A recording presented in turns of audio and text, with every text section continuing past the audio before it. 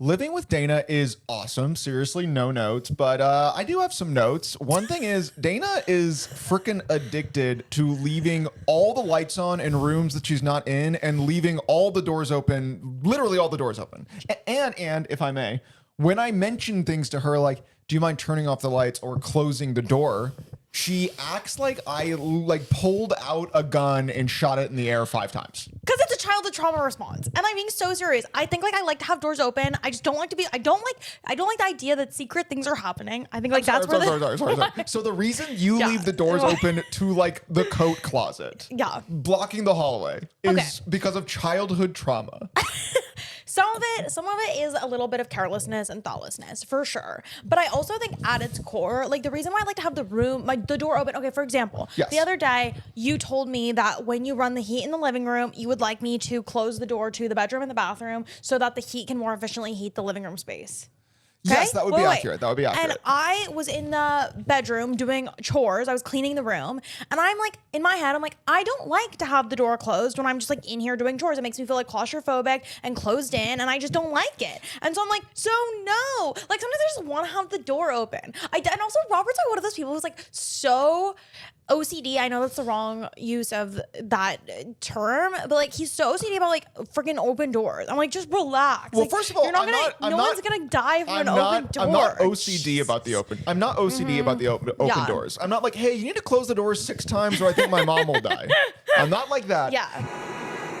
Midnight Milkshake. And also, when you're like sometimes like the door open, sometimes is fine. But why is it that you have to have every single lamp and light on in rooms no one's in there? I love light. I love to walk into a room and I don't feel scared to be in there. But I love when I walk in and it's already lit. I think I'm my most productive self in a constantly lit environment. But you're not even in the environment. My whole thing is light every light. Keep them all on. Mm-hmm. Light every light and open every door. Yeah. But then when you're done in that room and you leave, turn off the lights and close the door behind you. Here's the thing. How about this? I'll do a compromise. This is my compromise that I'm offering. I will be more conscientious about closing the door, but I'm never going to turn the lights off. I like to have the lights on. I like them on. I like them on. But you're not even in there. Yeah, but I know I can feel it. I can feel when it's dark in my home. Are there? Okay, you can feel it. Neither of us are in the bedroom right now. Yeah. What lights are on, if any? You turned off the big lamp. And the 2 desk lamps are still on. Fuck, you're right. I know. Because I can feel it in my heart. Well, I think I do know why I like to have the doors closed and the lights off. Okay. I think it might be a response to my childhood trauma. Hey, my childhood trauma, only my childhood trauma is valid. Only one person's childhood trauma can be valid in any argument. Great. When does mine get to count? When does my card trump your card? I'll let you know, and it'll be a case-by-case basis. Okay. So the next time that you think that something is actually has to do with childhood trauma for you, and you'd like to keep doing it because it's childhood trauma related, you can let me know, and I'll decide. This is how people think people in LA live. That they're just wasting energy constantly and then refusing to listen to their roommates at all and then playing childhood trauma cards to get out of doing literally anything. Welcome to LA. Welcome to LA. Welcome to LA. Dream of Californication. But you should turn off the lights. Space may be the final frontier, but it's made in a Hollywood basement. All the lights are on. Quote, Red Hot Chili Peppers. Oh, that's pretty good. Thank you. I know. Damn. About space? Well, yeah, it's a pretty damn good take. Space, maybe? I won't do that. Here's the thing, though. I think any lyric sounds deep when you just say it out loud. Yeah. Well, that's how you know that songs are real truth. Yeah. Okay, one lyric that I always think about is in Smash Mouth, Walking on the Sun. He says, any great fad, it retracts before impact. And I always think about that when I'm in my flop eras. Yeah. Like, of course I'm retracting right now. I'm about to have a huge impact. One lyric that I always think sounds good is, I don't need to be anything other than a prison guard's son. Yeah. And I always think about that whenever I just want to kind of pretend I'm a prison guard's son. When you're like, oh, my dad, the prison guard. Ah, dude, that means, because here's the thing, I don't even know what that means to be a prison guard's son, but also I'm like, man, I don't need to be anything other. It is interesting because I'm like, that does, obviously it alludes to a toughness kind of, but it's like, who cares what your dad did? Like, how does that You know what I Yeah. mean? But you know what's crazy is Gavin DeGraw's dad really was a prison guard. We looked it up. But you know what's crazy? If I reread that and I'm like, my instinct when I read on Wikipedia, his father was an officer at a local corrections facility. I'm like, that's kind of fucking lame. Yeah. But I hear him say like, I don't need to be anything other than a prison guard's son. I'm like, yeah, and you shouldn't need to be. Yeah. And you're like, that goes hard. That goes freaking hard. Yeah. But in the Wikipedia page, you're like, okay. Yeah. Yeah. This is minor, but I've been getting like a little minor twitch. Like my nose kind of twitches a little like that. That's not good. Like it's very minor. Are you on any medications? No. Has anything about your lifestyle changed? Not really, no. I mean, my fiance / roommate keeps not turning off lamps and opening doors. But aside from that, no, literally, I don't, it's just like very you have slight. a twitch? It's like a little, it barely. It's almost like what's the name? Bewitched. It's almost like Bewitched a little bit. Do you think you're getting magical powers? I don't know. Like maybe every time like my nostril twitches, like Yeah, there's like something a magic is gonna happen? or like there's like a tremor on the other side of the world, and I don't know that I have these powers yet. Dude, you just caused like 5 tsunamis in Bali right What? now. I know. You guys. Sorry. Any natural disasters recently have been a result of Robert's nose twitch. You should see a neurologist. Maybe. Dude, this is true. Towards the end of my college years, when I was like, trying to like figure out, moving to LA, getting a job, paying rent and stuff, I got like a little eye twitch. I was also like studying for like finals. Are you and stuff. stressed right now? Like The thing is, exceptionally? I'm so not. The thing is, I've never been more relaxed. I'm really kind of in a state of zen. Do you I don't think it's stress. 'Cause have you like tracked it to anything? Like have you noticed you have a certain kind of thought and then your nose twitches? No. Or Well, it's not like a big twitch. It's literally just like a little like it feels like a little like yeah, shake. like a little pull. Yeah. That's interesting. Yeah. I don't know what to say. I mean, I get those like shivers, those full body shivers. That's not the same thing. A lot of things here's the problem. Everything that happens to you, I know that you always put a little zest onto everything. You add the Dana zest. The idea that I'm like dramatizing my like twitches. Yes. Well, it's the way you genuinely believe, and feel free to tell me if I'm wrong and tell the listeners if you think I'm wrong. You genuinely believe that hiccups are more painful for you than they are other people. They are. I had a medication for it when I was in middle school. What medication? It was called Zantac or Protonix, something like that. It sounds like that. Yeah. It was called It's an acid reflux medication. It was called a Tylenol that your mom lied to you about and said, yeah, this is for your devastating hiccups. No, I got it from the doctor. Dr. Stabile. But I would argue the very fact that you went to the doctor for hiccups is what I'm talking about. Who goes to the doctor for hiccups? No, yeah, who does? Who does? Me. Yeah. But that's because, again, when you're raised in like panicked mom doctor culture, that it takes a while to leave you. Now I really don't go to the doctor very much at all. Yeah. I remember one time you had a very minor like scrape on your finger. I don't even know that skin was broken. This was not a big deal. This was nothing. This was not a big deal. She says to me, do you think this is a big deal? And I go, no, I think you just need to put some Neosporin on it. I literally don't think it's a big deal.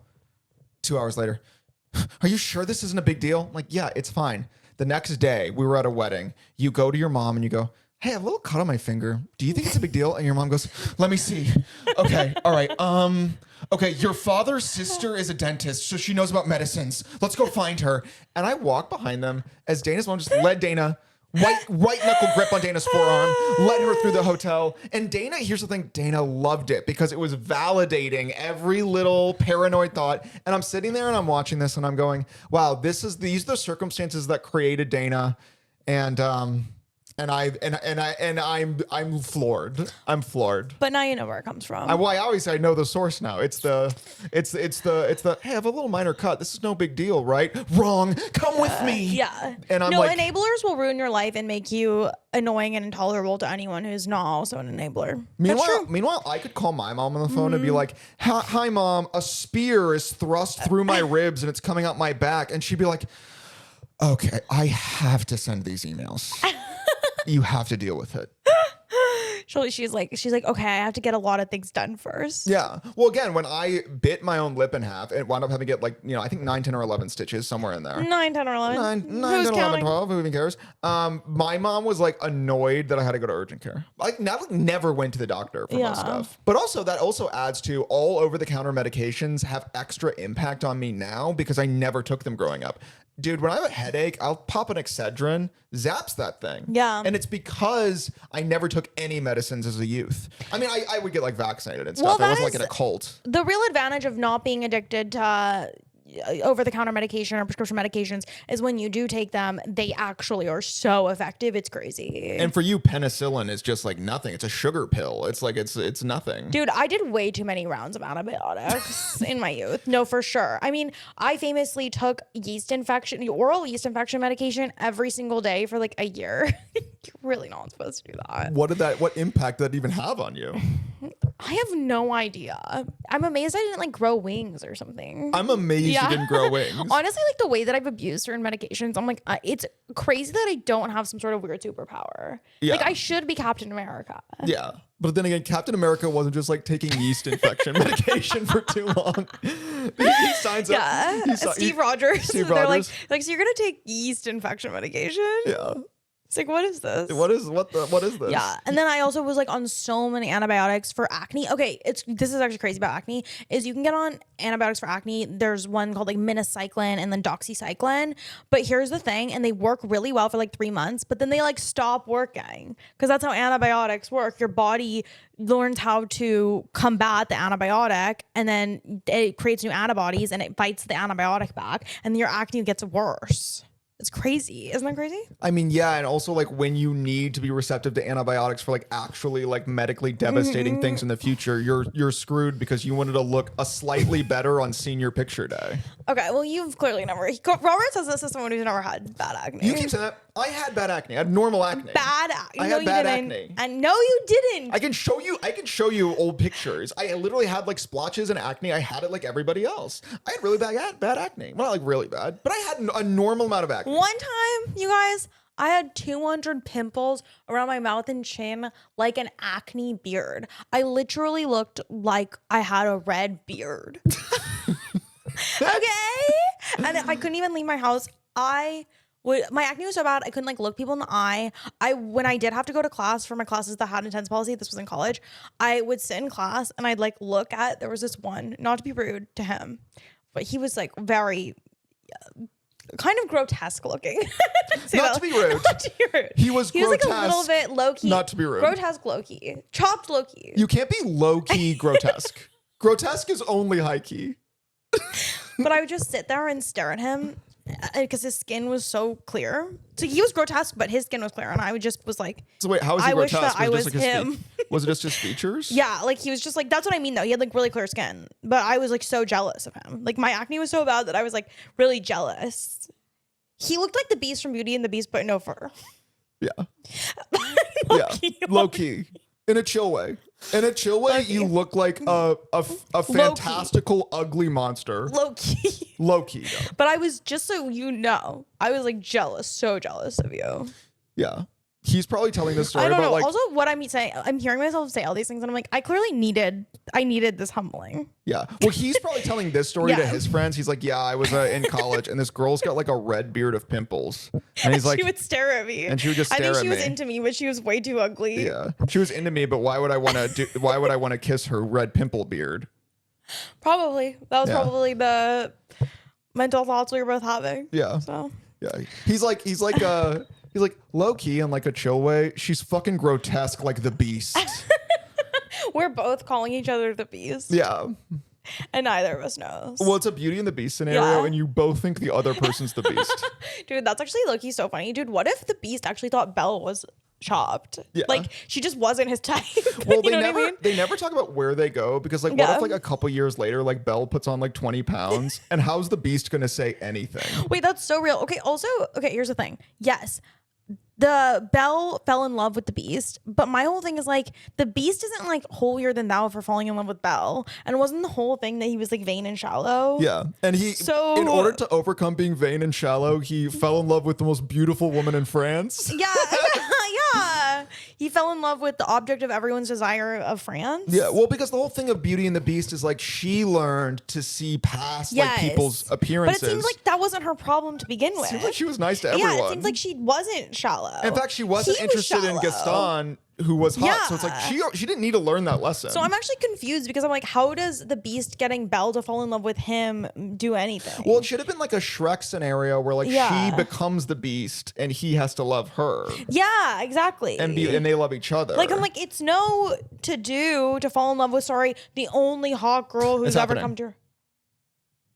No, it stopped. My nose switch stopped. This is terrible for podcast listeners. Yeah, sorry if you're on Spotify. Probably not great listening. for visual. But anyway, go back to the beast. Oh my God. Are you worried? Do you want to go to the neurologist? Maybe the neurologist? The neurologist. Do you say neurologist or neurologist? I've only ever heard neurologist. You guys, that was the bit that Robert did that made me fall in love with him. When we first met, I was doing that bit a lot. Robert loved to do a hard G. Yeah. Well, All right. you can't. Anyway. There's 100 better ways to phrase that. There are. Yeah. Okay. But I'm also like, let's like zoom into the future. Yeah. It's like Belle and the Beast now back in human form. Yeah. And Belle like gets a terrible haircut. Like she gets a bob. Oh my God, How Belle with is a bob. the Beast gonna say anything? Because like she loved him when he was a beast. How's he gonna be like, so really sticking with that bob? Here's the thing. I just know 20 years in the future, that evil witch who cursed him in the first place is coming back. Yeah. She's coming back and she's doing a new curse on the Beast, probably. Oh, dude. You know what I mean? Yeah. Like, I know that there's no way, given what we know about the Beast, and given that I don't think that getting Belle to fall in love with him would actually cure his vanity or shallowness. Yeah. I truly believe that they are destined for some sort of backslide. I'd imagine Like, so. Question mark. Also, again, Belle didn't have anything to learn. I'm genuinely also, when you actually really think about Beauty and the Beast, I mean, there's so many layers of fucked upness where it's like her dad trades her for him, basically. Yeah. And like there's so many layers of like, that's a weird story. But like mostly, I'm just like, what's in this for Belle? Well, she really wants to live in a castle with a library that bad? Literally, yeah. I guess that's it. Maybe as soon as the Beast gets hot, he just goes back to his old ways. He's like, all right, no more books for you. Yeah. Get in the kitchen. Right. For all we know, he's like, no more books, get in the kitchen. Also, the whole thing is like, okay, so he was like the Beast was like a shallow douche. Yeah. And then he becomes a beast. And then it seems like he becomes like an aggressive douche. Yeah. The Beast is rude. Now he's angry. And then eventually he gets a crush on Belle, which makes him sad. Yeah. And then he gets hot again. I'm like, again, the Beast is kind of a dick the whole way through. Yeah, I don't really see a lot of character development for the Beast. And again, for Belle, it's just kind of like she's nice at the beginning, nice in the middle, nice at the end. Yeah. If anything, Belle should have been like super shallow. She should have met him and be like, you're Ew. gross. Yeah, she should have been like, you're really ugly. But again, that was never Belle's character. No. It only would have been good if it's like the prince had to fall in love with Belle looking like him. Well, Belle should have been ugly, but then it's not Beauty and the Beast. Then it's like Beast and a 6. That's the real movie. Beast and a 6 is the real Instead movie. of Beauty and the Beast, it's Beast and a 6. In order for that movie to make sense, Belle just has to be a 6. Yeah. Yeah. Let me play her. Let me take a stab. Let me be the 6. Hollywood, let me be the Belle 6. Okay, you know what would be funny? Yeah. You know what would be funny? I was thinking about this because I see a lot of behind the scenes footage of like Avatar and like they're all in mocap and they all become obviously like these Na'vi, these very ethereal, Yeah. like skinny, like hot, Yeah. like alien cat creatures. What about you? You get cast in Avatar, but then when you see the finished product, they made you like the one like ugly, stubby Na'vi. Dude, that'd be crazy. Like you're like a bumbling Na'vi That's with so like pimples and funny. stuff. Yeah. How do you broach that? I'm like, wait. I'm like, why does my Na'vi have acne? They're like, well, it's based on the mocap. I'm like, but like she is like, her skin's like not that much better than mine. They're like, no, it is. James Cameron's like, Yeah. we didn't use any, this is not animation. This is not like generative AI. It's all performance capture. Like we have this real busted 6 doing scenes right now. And her Na'vi is going to be a busted Her 6. Na'vi is a busted 6. And that's how you know the performance is real. You're not a 6, by the way. I was like, you need to say something about You're that. obviously not. You're obviously good looking. Obviously, I do think you're better looking than me. Just like looking. Just right there, All I did right. say you're obviously good looking. But you said it like do you think I'm hot? Yes, I think you're hot. Okay. We're together I and have know. been for years. I know. For many years. I know, because you lived in an enchanted castle. Yeah. I came to the enchanted castle because my dad didn't want to be at the enchanted castle. And then I fell in love with you. Well, her dad was a prisoner. It's not like the Enchanted Castle was like an amusement park. Her dad was tired I'm after a not long day saying of the that. Enchanted Castle, and he gave Belle his pass. Yeah, and then I fell in love with you, and you fell in love with me because I was hot. And the rest is history. And then That's- the guy who wanted you to marry him, Yeah. he tried to kill me with a bow and arrow, Yes. and we threw him off the roof. Yeah, The end. The end. I will Happily ever say, though, after. between the two of us, I feel Yeah. like you're definitely the archetype who would be cursed in some sort of fantasy scenario. Well, like you would I have to always learn a think lesson. about no, I literally think that Beauty and the Beast, it's like if in that story I am the Beast. And I think about this a lot because okay, in my youth, I was pretty. I was a cute kid. But I was a cute kid, but I was like not always like the nicest, but that's also because people weren't nice to me. So I don't even know how to be nice, right? But it's also because I grew up watching a lot of popular girl media. And so I was just like, I just kind of wanted to be like I wanted to be a mean popular girl. But then did life take me for a ride? And I became like actually for real, low-key, so chopped and busted. I talk about this all the time. But like from ages like 13 to 18, I like was freaking chopped and busted. And I'm like, that is my beast era. And in that time, I had to learn how to get people to like me as an ugly person. And that is where a lot of my best character development happened. Age 13, we flash back. Like some homeless beggar woman tried to ask you for like $5 for your birthday money. And I was like, no, you're nasty. Yeah. And then she said, you're going to get acne and fat. Yeah. And I was like, you should get a job. Yeah. Yeah. I do remember, though, I did have acne. And also I had very visible acne. The couple acne I did have, it was like right on my forehead. I remember in college, I had like a really bad pimple on my chin. Okay, the fact that you can remember one pimple you had in college is evidence to me that you didn't have acne. Anyone who can remember one pimple they had in college, are you freaking joking me? Please. I will say that I did, but also I had normally occurring acne. But how do I explain this? Most people have like normally occurring acne. If you've had like a really bad history with your skin, like it's, But I have to, with you also, there is a grain of salt here because you're also the person who like got antibiotics for hiccups. Do you know what I mean? So it's like, did you really have really bad acne? Or I had the beard of 200 pimples, and everyone in my life. Okay, here's what I know. I would complain about having breakouts before the big breakout, and people would be like, "Shut the fuck up." Yeah. So I did have like the fake kind of acne you're talking about, where I'm like, "No, I've had acne," and everyone's like, "Shut up." Like I had what you had. Then the big breakout came, and everyone was like, "Yeah, I know yours. That's bad." And that's why I knew it was bad because previously people had always been like, "Dana, like no one can notice. Like no one sees your acne. Your acne's not that bad."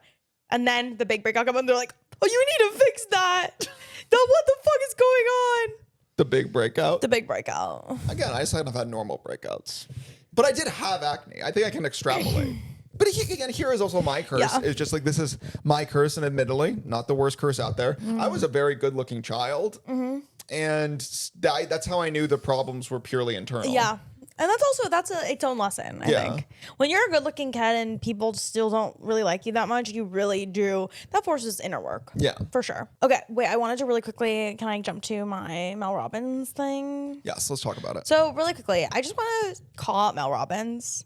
You're ruining my life, lady. Okay, so not because of the let them theory, but because of a very niche Mel Robbins piece of advice that I saw on TikTok a couple weeks ago. She was on Owen Teal's podcast, and she was saying that if there's dog poop in your neighborhood and no one picked it up, you should pick it up.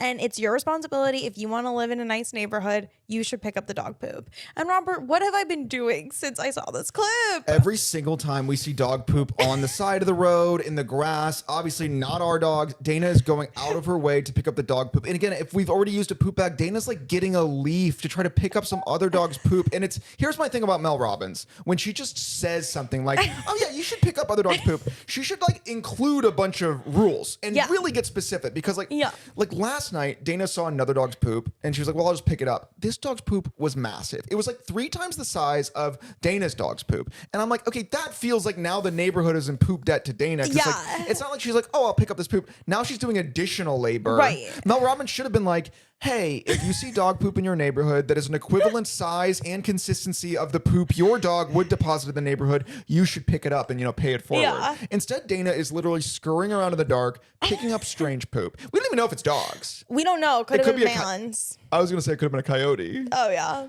But I guess it could have been a man's. I don't think it was a man's. Mel Robbins is like, if you see human poop, that's on you to pick it up. Yeah, you need to pick it up. But anyway, Mel Robbins, that specific soundbite, that has penetrated my world, and I've picked up a lot of poop that was not mine to pick up. I've also heard Mel Robbins say stuff about like, stop complaining. Complaining isn't productive. Interesting you haven't picked up on any of that advice. That, nothing to do with you. Mel Robbins be like, stop complaining. I'm like, what? What's all that about? She'd be like, pick up every stranger's dog poop that you see. I'm like, yes, ma'am. Yeah. And I'll say it. I mean, I'm walking around the neighborhood. I mean, it doesn't seem any brighter necessarily. Yeah. It's not like you picking up the poop has really done anything.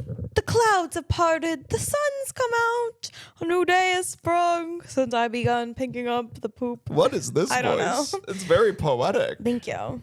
Well, Mel Robbins, I saw the Mel Robbins quote where she's like, you should start hiding poop around the neighborhood to give other people opportunities to pick up poop that isn't there. So that's what I've been doing.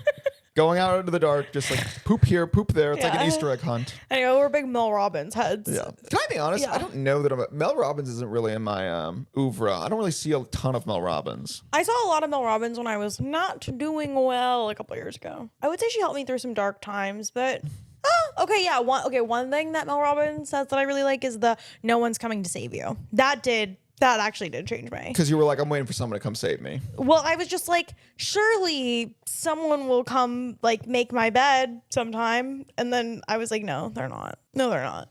I got to make my bed. You got to make your own bed. You got to make your own bed. And you do. And you have to lay in it, too. This is going back to the acne thing. And this also, like, ties in the medication thing.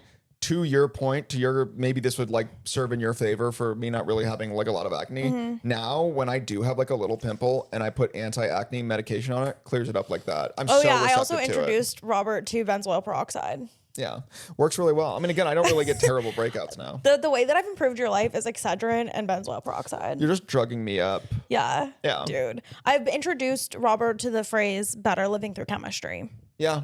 Well, again, it is like the real gift because I was always intimidated. That being said, part of why I've always been intimidated about over-the-counter medication is because one time I was taking NyQuil, like the pill, and it got stuck in my throat. And it was like at night and I had to wake up my parents to give me the Heimlich. And my dad didn't know how to do the Heimlich. And literally, I just kind of coughed it up on my own. And in that moment, it's just like, oh, I'm talking about no one's coming to save you. In that moment, I was like, it was very existential because I'm like, wow. No one's coming to save me. I can't rely on others to save me. I literally had NyQuil in my throat, and I literally had the thought of like dying from NyQuil in your throat is the dumbest way to go.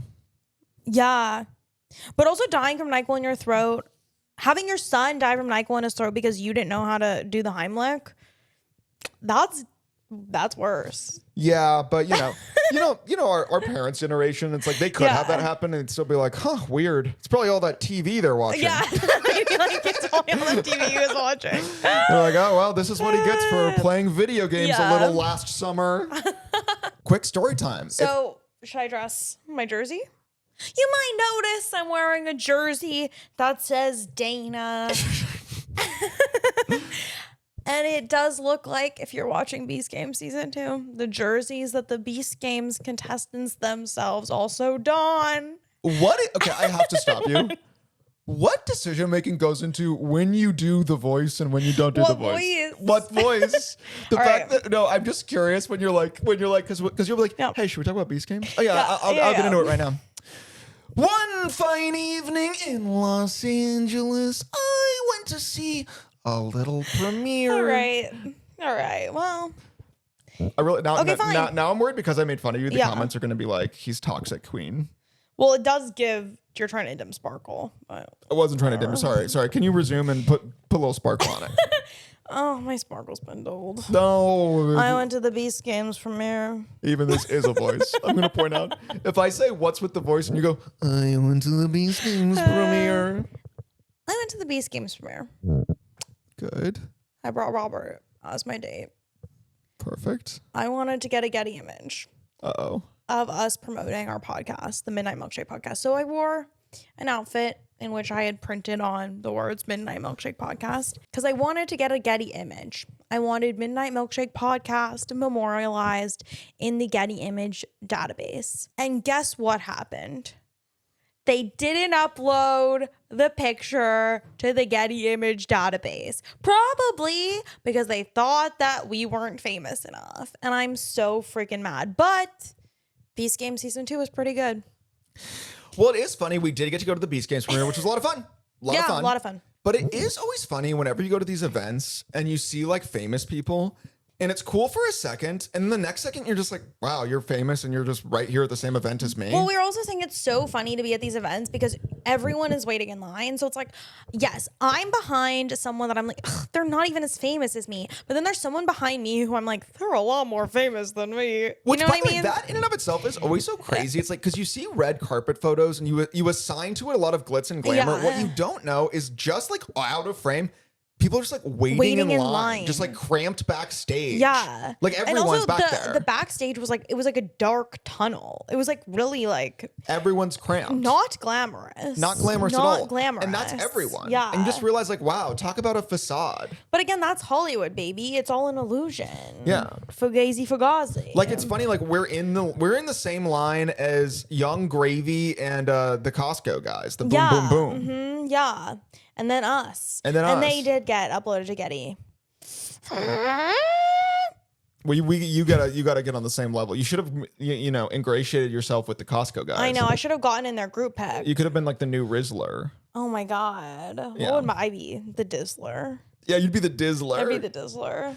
This is and then again they have to write your name on like a slate to like Yeah, show it I'd to be the like photographers. Dizzler. Dizzler. Dizzler. And then I'd be in Mascot. the Getty. Yeah. Getty Images. Dizzler at Beast Game Season 2 premiere. Anyway, Beast Game Season 2 was really good. And It we actually did. was really good. Yeah. And we rode in an elevator with Mr. Beast. Well, the crazy thing about going to the Beast Games 2 premiere was that Beast Games Season 2 was good. It was like the episodes we we're watched were gonna good. watch the third one after. But we finish obviously, recording this. As soon as the episodes were done airing, Dana and I were super hungry and low-key eager to leave. Yeah. So we rushed out. We were the first ones out. We're the first ones out the door. We're the first ones in the hallway. We're the first ones to the elevator, except for someone else, which was Mr. Beast himself. So we literally run smack dab into Mr. Yeah. Beast just because we were trying to be the first ones to leave. Yeah. And then here's the thing about Mr. Beast, and I've actually I've made fun of him on the internet. I've consumed his content. Robert's gone viral saying that he's evil. Yeah, but when you meet him, it is just like suddenly like it is like you're meeting like the queen or the pope. Well, he has A status. Yeah, he has his status, and also he really like holds himself like he is in charge. So as soon as we ran into Yeah. him, he was like, oh, hey, how'd you guys like it? Yeah. And of course we're like, oh, it was We really loved good. it. Mr. Beast, we thought it was amazing, which we literally We did. did, We did. but like still. we immediately went into like fawn mode. It was so interesting. And like Robert was like, yeah, there were so many crazy cliffhangers. And then Mr. Beast was like, oh yeah, like what twists like got you? And Robert goes, which ones didn't? Wow, I didn't expect all that. I literally again, he literally was. It's not like in any scenario I would have been like rude. Also, it's not like I No. like hate Mr. No. Beast, but I was even shocked within myself how as soon as I came face to face with Mr. Beast, I was overcome with like, I want him to like me. I want him to like me. I Yeah. want him to like me. I want him to like me. Also, he does have this thing where he kind of talks to you as if you're his biggest fan. Yeah. He talks to you like, hey, as if like it was a meet and greet that we paid for instead of just we just ran into him. Which does make you feel like you're his biggest fan. If someone Yeah. talks to you like you're their biggest fan, you are like a big part of your brain is just like, I must be their biggest fan. I mean, you're wearing the Beast Games jersey you got. And also, I'm like, we won a hat at the after party where we played games for Beast Bucks. Robert got his Beast Bucks beating me at a Beast game. We did the hang on the bar. Yeah, Beast game. and the hang on the bar thing we had done And I won. previously, and Robert also won. Dude, I will say though, I was real. There is an instinct where I was like, Yeah. I want to let go, but I was like, I absolutely cannot let Dana beat me. Yeah, well, was really my hard. goal was to last. Okay, so on the boardwalk when we did the hanging bar, I lasted 45 seconds because that was the minimum to win the small prize. Yeah. And for this one, it was basically like you have to beat the other person on the bar or hold 2 minutes. Yeah. Which is 2 minutes is freaking crazy for the bar hang game, by Yeah. the way. But I wanted to make sure I lasted 45 seconds so that I could at least say that I lasted as long as I did. Did you last 45 seconds? Mm-hmm. I was kind of annoyed because as soon as Dana finished, I was still hanging, and the guy went, "All right, you can get down now." Like it was Right. a competition. I'm like, I kind of want to see how long I can go. But that's why I think like honestly what they should have done is like, I'm like, no, the way the boardwalk does it is better, where it's just like a certain amount of seconds gives you a certain amount of prize. And you know what I mean? What I do love about the reality show Beast Games is that everyone there literally acts like it's some sort of religious experience. Like they all say stuff like, no matter what, I'm never taking the money because my integrity's not for sale. Yeah. And I'm like, you're in Beastland. Yeah, you're in the Beast City. You're in Beast City. You know, not even to be rude, but it's like, Yeah. what do you mean? You just played dodgeball for $100,000. What's this Right. whole like? Well, You can't buy my faith. Robert's very like of the mind of I'll take any bribe. But again, yeah, it's like I will take it. I'm watching Beast Games, and I'm like, the Yeah. first time anyone offers me any money, I'm leaving. Yeah. And everyone there acts like it's a big deal. Well, because they think that they can be the big winner. Yeah. But again, I would say it's the spirit of the gambling addict, Well, right? let me say this. Were I on Survivor Mm-hmm. and they said, take the money or keep playing Survivor, I would keep playing Survivor. Right. Because Survivor is somewhat skill based. Like you have more of, obviously people vote you out, but you have more of a hand in making it to the next round. Whereas in Beast Games, some of them are just like, there is a laser on the floor. If your number is odd, the glass will break and 497. Yeah. You've got to go home. And Yeah. you're like, what? I don't even know how that happened. Survivor has a lot less of a random feeling. Yeah. So I think like you can definitely if you have confidence in specifically your Survivor skill set, it's advantageous to continue playing. True. But also they don't have bribes in Survivor, so Because they know like you're it's like $1 about million or nothing. And also I'm like most of the people there too. I'm like they're not actually there for the $1 million. They're there to be on TV and do Survivor. Yeah. So My biggest problem with the Survivor fandom is that a lot of the fans of Survivor, I think, are kind of like very earnest nerds. Not in a rude way. I think that's probably true because there's some very obvious subtext that I feel like the fandom doesn't really pick up on. Like there was one contestant who the fandom loves, and we liked him while we were watching. I think We his name was liked him. Christian. Yeah, his name was Christian. Yeah. And in this season of Survivor, Christian is like this nerd guy, and he creates an alliance very quickly with this kind of like nerdy, like soft-spoken girl, and they're going through the whole show in Survivor. And they're very close and they're very friendly and they have a very close bond. And, you know, they're talking about like playing around together on the beach and they're kind of leaning on each other. They have a very close bond and they're united throughout the whole show. And then it gets to an episode towards like the back half of the show where they bring out contestants' family and loved ones.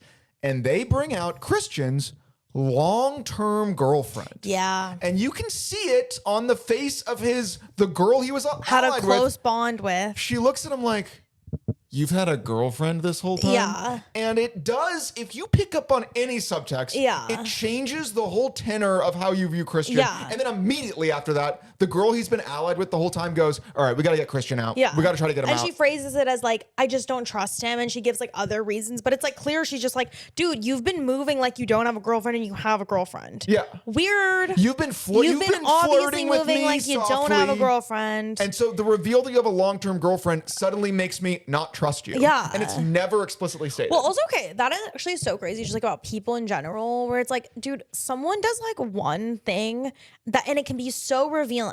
It's like, but someone really can do just like one thing, and you're just like, oh, I see you now.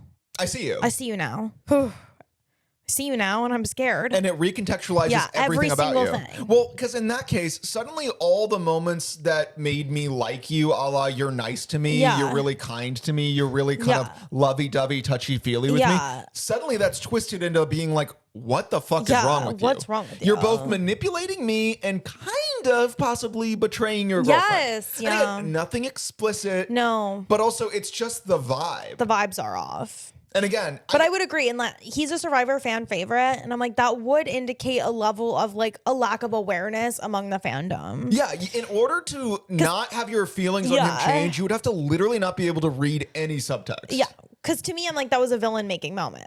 To me, that's a heel That's turn. obviously Yeah. villain making moment.